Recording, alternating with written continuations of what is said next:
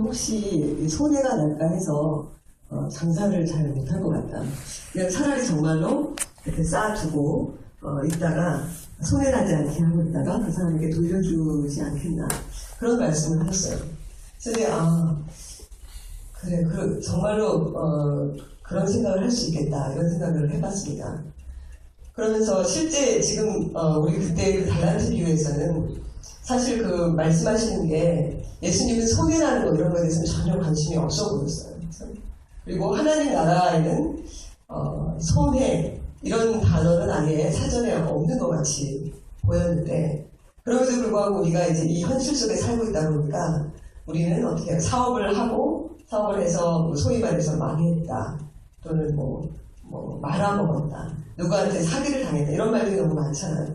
그러다 보니까 이 손해나는 거나 이익에 대해서 우리가 사실 쉽게 그냥 넘어갈 수 있는 문제가 아니죠. 그래서 아무리 이 비유는 그런 게 아닙니다. 이 비유는 지금 얼마나 자기가 맡은 탤런트에 대해서 잘 충성하게 살았는가 이겁니다라고 얘기를 해도 우리는 이제 과연 그런가 하는 생각을 이제 하게 되는 거죠.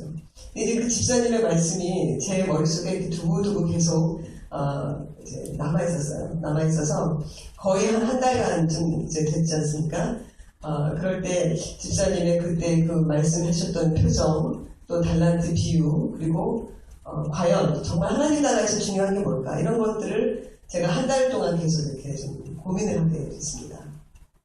그러면서 가만히 있어보자. 지금 예수님 이 비유에서는 예수님께서 다시 오실 때, 즉 세상 끝을 얘기하는 거고, 또 다른 말로 하면 뭐예요? 내 인생의 끝을 얘기하는 것일 텐데 과연 그렇다면 정말로 내 인생 전체에서 정말로 중요한 게 뭘까?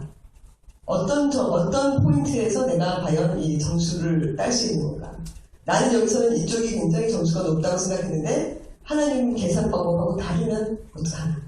이런 생각들을 좀 해보게 됐습니다. 여러분도 좀 궁금하시죠? 그래서 오늘 이 저녁에 과연 하나님 나라에서 중요한 계산들이 뭔가, 중요한 게 뭔가 이거에 대해서 우리가 좀 한번 생각을 해보고자 합니다.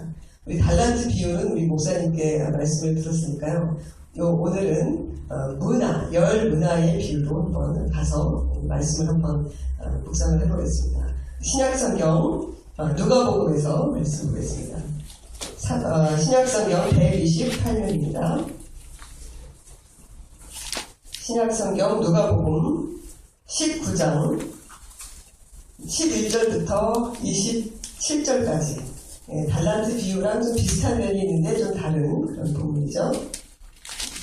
128면입니다.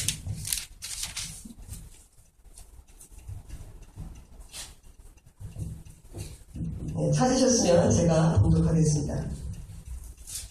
신약성경 누가복음 19장 11절부터 27절까지 그들이 이 말씀을 듣고 있을 때에 비유를 더하여 말씀하시니 이는 자기가 예루살렘에 가까이 오셨고 그들은 하나님의 나라가 당장에 나타날 줄로 생각하더라. 이르시되 어떤 귀인이 왕위를 받아가지고 오려고 먼 나라로 갈 때에 그 종 열을 불러 은화 10은화를 주며 이르되 내가 돌아올 때까지 장사하라 하니라. 그런데 그 백성이 그를 미워하여 사자를 뒤로 보내어 이르되 우리는 이 사람이 우리의 왕됨을 원하지 아니하나이다 하였더라. 귀인이 왕위를 받아가지고 돌아와서 은화를 준 종들이 각각 어떻게 장사하였는지를 알고자 하여 그들을 부르니 그 첫째가 나아와 이르되 주인이여 당신의 한 문화로 10문화를 하겠나이다. 주인이 이르되 잘하였다 착한 종이여 내가 지극히 작은 것에 충성하였으니 10곱을 권세를 차지하라. 그 둘째가 와서 이르되 주인이여 당신의 한 문화로 5문화를 만들었나이다. 주인이 그에게도 이르되 너도 5꼴을 차지하라 하고 또 한 사람이 와서 이르되 주인이여 보소서 당신의 한 문화가 여기 있나이다. 내가 수건으로 쌓아두었었나이다. 이는 당신이 엄한 사라는 것을 내가 무서워합니다. 당신은 두지 않은 것을 취하고 심지 않은 것을 거두니이다. 주인이 이르되 악한 종아 내가 네 말로 너를 심판하노니 너는 내가 두지 않은 것을 취하고 심지 않은 것을 거두는 엄한 사람인 줄 알았느냐. 그러면 어찌하여 내 돈을 은행에 맡기지 아니하였느냐. 그리하였으면 내가 와서 그 이자와 함께 그 돈을 찾았으리라 하고 곁에 서는 자들에게 이르되 그 한 문화를 빼앗아 10문화 있는 자에게 주라 하니 그들이 이르되 주여 그에게 이미 10문화가 있나이다. 주인이 이르되 내가 너희에게 말하노니 무릇 있는 자는 받겠고 없는 자는 그 있는 것도 빼앗기리라. 그리고 내가 왕됨을 원하지 아니하던 저 원수들을 이리로 끌어다가 내 앞에서 죽이라 하였더라. 끝이 좀 무섭게 끝나죠. 아주 살벌합니다. 마지막에는 원수들이 죽는 현상이 일어났습니다. 예수님께서 이제 오늘 이 본문에서 하나의 이야기를 이렇게 비유로 말씀을 하시죠. 귀인이, 그러니까 유대 지역의 그 역사적 배경으로 본다면 분봉왕쯤 되겠죠. 그 귀인이 이제 왕위를 받으러 먼 나라로 갈 때 자기의 종들 중에서 몇 명을 불렀습니까? 10명의 종을 불러서 뭔가를 분부하고 지시하고 이제 떠납니다. 자, 무엇을 분부했는가 하면 내가 한 문화씩을 나눠줄 테니까 그것으로 무엇을 하라? 장사를 해라. 10문화는 뭐 학자들마다 견해가 다르지만 한 5,000불 정도 되는 그런 돈이라고 합니다. 자, 귀인의 명령이 무엇이었다고요? 장사해라. 예, 장사해서 이문을 남기라는 것이었습니까? 아니면 장사하라는 것이었습니다. 장사하라. 예. 받은 돈을 잘 간수하라는 것이었나요? 아니면 장사하라는 것이었나요? 예, 장사하라는 것이었습니다. 그리고 칭찬받은 두 종과 책망받은 한 종의 차이점은 무엇입니까? 두 종은 장사하라 했을 때 장사한 사람이고, 그 다음에 한 종은 장사하라 했는데 안 한 사람이죠. 예, 이것을 한마디로 얘기하면 명령에 뭐 한 사람? 예, 명령에 순종한 사람입니다. 순종이 지금 여기서 기준으로 이렇게 우리한테 떠오르고 있어요. 인생의 마지막 순간에 우리 인생의 여정이 다 끝난 후에 정말로 중요하게 결산하게 되는 어떤 그 포인트가 뭐냐? 바로 순종이라는 거죠. 자기 머리로 계산을 막 넣어가면서 원래의 그 오리지널 명령을 요리조리 이렇게 좀 바꿨는가? 좀 물을 탔는가? 아니면 정말 곧이곧대로 순종을 했는가? 이것이 귀인의 포인트요, 우리 예수님의 포인트구나. 이런 걸 우리가 오늘 본문을 통해서 알 수가 있습니다. 지금부터 한 10년도 더 되는, 10년도 더 됐을 것 같아요. 우리 여기 계시는 원사모님과 제가 대화를 나눌 기회가 있었어요. 근데 왜 그랬는지 제가 그때 이렇게 물었습니다. 오늘 같은 일이 있을지 모르고 사모님 교역자를 만약에 교회를 섬기는 교역자라면 무엇이 가장 중요한 덕목입니까? 제가 이렇게 사모님께 여쭤봤어요.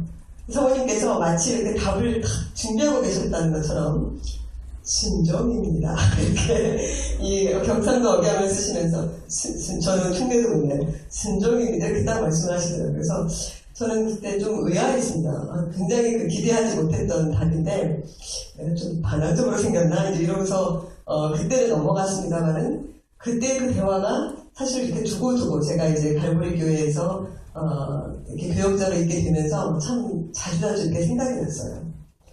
그럼 이 순종이라는 것이 왜 이렇게 중요할까? 그렇죠? 예수님은 왜 이렇게 이걸 강조하고 또 하나님 나라에서 왜 이렇게 중요할까? 이유를 말씀드리자면 아마 오늘 다 지나가도 모자랄 거예요. 오늘 제가 시계도 안 가지고 있습니다만 많은 이유가 있겠지만 제가 딱 3가지만 여러분들에게 말씀을 드리겠습니다. 자, 기적. 따라해봅시다. 기적, 전쟁터, 그리고 대리자. 네. 기적과 전쟁과 대리자. 이 3가지 때문에 순종이 그렇게 중요한 겁니다. 첫 번째 이유 기적이 뭔가 하면요. 기적에 대해서 말씀을 드리겠습니다. 순종을 통해서 주님께서 우리를 통해서 순종을 한 우리들을 통해서 주님께서 하실 일들이 너무 많은 거예요. 굉장히 너무너무나 엄청난 많은 일들을 하는데 이 기적 같은 일들은 상식이 아니죠. 우리의 상식이나 우리의 어떤 경험이나 우리의 전통이나 이런 것들 가지고는 감히 상상할 수 없는 너무너무나 좋은 일들을 사실은 하나님께서 다 마련을 하고 예비를 해놓고 계신 거예요. 그런데 이 순종이라고 하는 것으로 나아가지 않으면 그 사람이 그렇게 훈련받지 않으면 감당이 안 되는 거예요. 제가 이러한 원리들을 학생들을 좀 가르쳐 보니까 아주 조금 알 것 같아요. 저는 이제 선생으로서 굉장히 어떤 분야에 대해서 오랫동안 고민을 하고 연구를 하고 그리고 나서 이제 학습 계획서를 이렇게 만들지 않습니까? 그런데 학생은 이 분야에 대해서 사실 입문하는 지금 입장이에요. 그러면 제가 만들어 놓은 이 디렉션대로 하나씩 옮겨가면 처음에 굉장히 답답해 보여도 어느 순간에 가면 이게 뭐가 확 뚫리면서 굉장히 기분 좋고 기쁘고 새로운 경지를 만날 수 있는데 거기에서 이제 자기 멋대로 나가기 시작을 하면 이게 안 맞아지는 거죠. 무슨 프로그램 짤 때도 마찬가지예요. 그래가지고 그래서 좀 안타깝게 되는 그런 경우들도 보게 됩니다. 제가 아시는 분이 아시겠지만 제가 그리고 이 4월 들어서 아주 제게 신나는 일이 하나 있는데 바로 스마트폰을 제가 구입을 한 겁니다. 참 친구들 성화에 못 이겨서 이제 스마트폰을 바꿨는데요. 그 스마트폰이 있다는 얘기는 뭔가 하면 운전을 하고 갈 때에도 이 인터넷이 된다는 얘기거든요. 제가 원래 어떤 초행길을 갈 때는 미리 이렇게 지도를 보면서 다 하나씩 손으로 써가지고 그걸 보면서 이렇게 이제 외워서 운전을 하고 했는데 이제는 이 GPS라는 게 있더라고요. 그래서 그 재미를 지금 톡톡히 보고 있습니다. 그래서 이리 가시오, 뭐 3마일 가서 레프턴 하시오 이런 식으로 부탁하는데 사실 저는 도로 사정을 잘 몰라요. 그렇죠?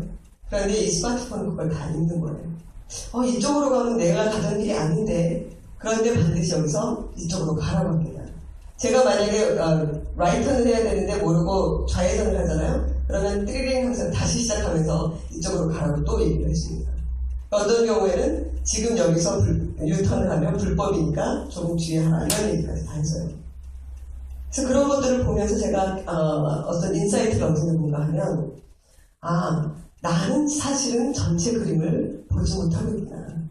정말 이 길로 가면 이렇게 하면 아닌 것 같은데 이렇게 하면 아닌 것 같은데 너무너무 답답한데 그러면서도 한 발자국 한 발자국 원 스텝 이렇게 가다 보니까 어느 순간에 제가 가려고 하는 목적지에 와요. 깜짝 놀랄 만한 기적, 깜짝 놀랄 만한 현상들이 이렇게 깜짝 놀랐습니다. 이렇게 나오는 거죠. 오늘 본문에서도 사실 10골, 5골을 관리하고 잘 맡겨라 이렇게 하나님께서 말씀을 하고 싶어요. 그럼에도 불구하고 말을 듣지 않고 제멋대로 하는 매니저한테 우리가 가게를 맡길 수 있습니까? 지점을 하나 열어줄 수 있어요? 그럴 수 없듯이 최대한 하나님이 다스리는 것처럼 하는 그런 사람을 만날 때까지 하나님께서는 그 순종하는 자를 찾고 기다리는 겁니다.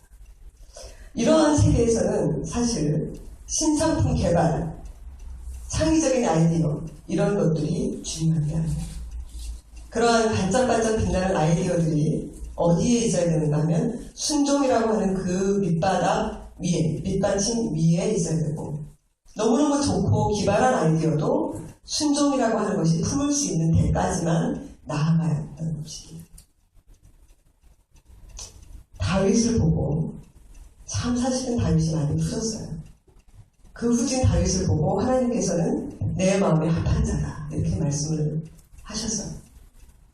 그렇게 말씀을 하실 때는 다윗의 어떤 다른 여러 가지가 훌륭해서가 아니라 주님 여호와는 나의 목자십니다 라고 그저 무조건 따라가겠다는 그 마음 하나 보시고 너 참 예쁘다 이렇게 말씀을 해주신 겁니다. 첫 번째 이유 순종을 하지 않으면 그 다음 장에 있는 기적을 볼 수가 없습니다. 두 번째 이유는 뭔가 아까 뭐였죠? 전쟁. 두 번째 이유는 우리가 전쟁터에 내보내졌기 때문입니다. 두 개의 단어에 다 신경을 써주시기 바랍니다. 전쟁터에 그냥 총사령관, 굉장히 유능한 장관과 함께 있는 것도 굉장히 불안하죠. 두렵죠. 그런데 사실 우리는 지금 어떤 상황인가 하면 이 종들이 그냥 나와 있듯이 전쟁터에 사령관 없이 우리들만 이렇게 내보내져 있는 그런 상황에 우리가 있는 거예요. 오늘 우리 이 본문에서도 지금 보니까 주인이 떠났어요. 귀인이 떠난 다음에 사실은 여기에 10명의 종들 또 나머지 종들만 있는 게 아니에요. 아까 어떤 한 그룹이 있었죠. 나중에 무시무시하게 죽임을 당한 한 그룹이 있었죠. 그런데 그 고을의 백성들은 그 귀인이 왕위를 받는 것을 원하지 않았더라. 즉 귀인이 멀리 떠나갔는데 사실은 이 종들이 원수들을 한 가운데 있게 된 거예요. 원수들이 이렇게 지켜보고 있습니다. 원수들이 일거수일투족을 지켜보면서 과연 이 10종들 중에서 주인의 말을 좀 이렇게 느슨하게 긴가민가하게 또 다른 해석의 여지를 두면서 있는 사람이 누군가를 예의주시하고 있는 그런 것이죠. 저 사람이 지금 사실은 장사하라 했던 것을 대강대강 넘어가는 사람이 이렇게 보고 있다는 거예요. 사실은 그것이 오늘날 우리가 살고 있는 사회하고도 너무나 비슷하지 않습니까? 우리는 지금 예수님을 보지 못하는 상황에서 살고 있어요. 그리고 굉장히 많은 적들에게 우리가 사실은 둘러싸여 있습니다. 매 순간 매 순간이 사실은 임월전시고 매 순간 매 순간이 전쟁터예요. 이런 상황에서 살아남는 방법은 무엇입니까? 매일 임월대로 하는 거죠. 지시받은 그대로 해야 되죠. 도대체 나의 주인이 뭐라고 하셨지? 이거 그대로 순종하는 것밖에는 사실 살아남는 게 없다는 겁니다. 그것이 두 번째 이유가 되는 겁니다. 세 번째 이유는 우리가 하나님의 대리자이기 때문에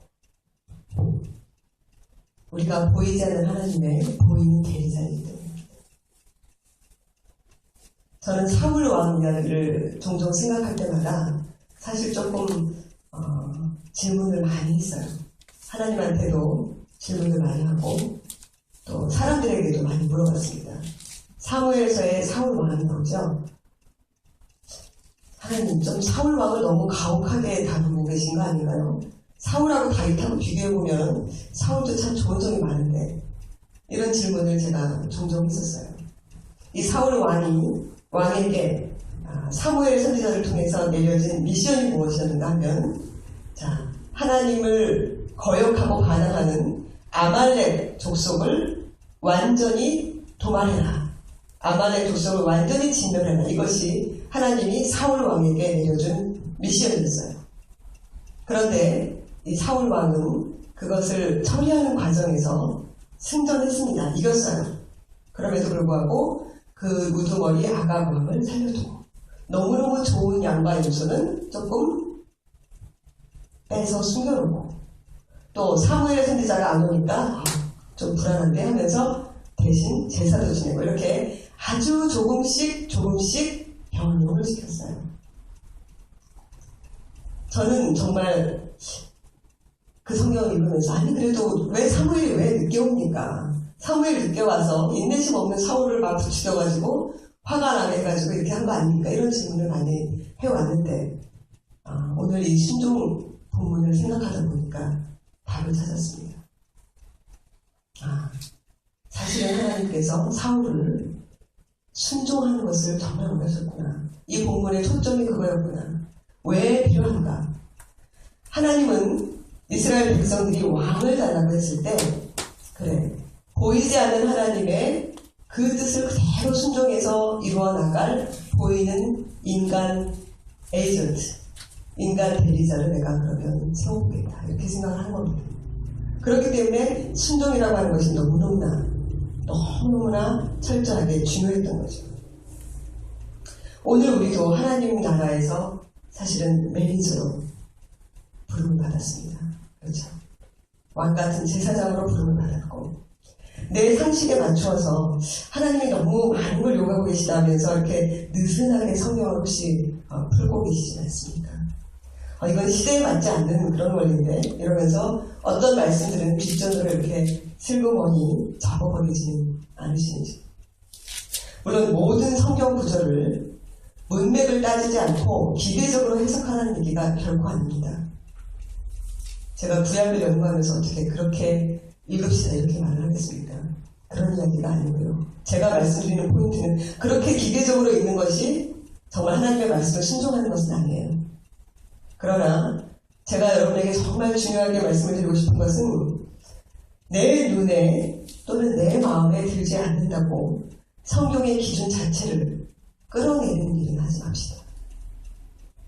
어떤 말씀이 뜻이 정말 명확하게 주어져서 내 마음에 새겨졌을 때는 너무 여러 가지 계산하지 말고 아멘, 주님 순종하겠습니다. 주여 그 능력을 지금 허락하여 주시옵소서 이렇게 기도하고 나가자는 것입니다. 사랑하는 여러분, 저는 오늘 이 본문을 함께 생각하고 또 묵상하면서 어떤 소설가의 소설이 하나 생각이 났습니다. 찰스 디킨스의 크리스마스 캐롤이라는 소설이 연상이 됐어요. 제목은 여러분 들으면 뭐지 하지만 스크루지 영감 하는 다 아시죠? 스크루지 영감의 이야기죠. 정말 이 스크루지 영감이 너무너무나 힘들게 또 아주 구두쇠로 살아가는 이 사람에게 하나의 블레싱, 하나의 축복이 주어졌죠. 이 사람이 죽기 전에, 그렇죠? 이 세상에 살아있을 때 어느 크리스마스 이브에 자기 자신의 미래의 모습을 보게 돼요. 내 인생이 끝났을 때 과연 내 인생이 어떻게 평가되는지, 하나님은 나를 어떻게 보는지, 사람들은 나를 어떻게 기억하는지를 그가 보게 된 거예요. 요즘에는 TV 프로그램에도 그런 게 있더라고요. 먼저 이렇게 장례 같은 거를 보여주고 유서를 쓰고 내 인생이 어떻게 했구나 하면서 중간 점검하는 그런 게 있는데, 오늘 본문 말씀이 저는 우리에게 그렇다고 생각을 합니다. 우리 지금 굉장히 바쁘게 정신없이 살고 있는데 사실은 하나님 나라에서의 계산법이 무엇인가? 하나님이 중요하게 보는 포인트가 무엇인가? 오늘 누가복음 19장을 통해서 주님께서 우리에게 딱 한 글자 말씀을 하십니다. 순종해라. 그것의 결과를 묻지 말고, 그것의 옳고 그름 어떤 걸 따지지 말고, 네가 어떤 말씀을 분명히 깨달았다면 그거 하나씩 하나씩 순종해라. 마지막에 주님께서 우리에게 물어보시는 것은 다른 게 아니에요. 네가 내게 순종해. 이것입니다. 잠깐 눈을 감고 좀 묵상하시면서 과연 내 인생의 끝날 주님께서 뭐라고 말씀하실까 상상을 해봅시다. 뭐라고 말씀하시면 참 좋겠는지. 주님 그렇게 해달라고 간구했으면 좋겠습니다.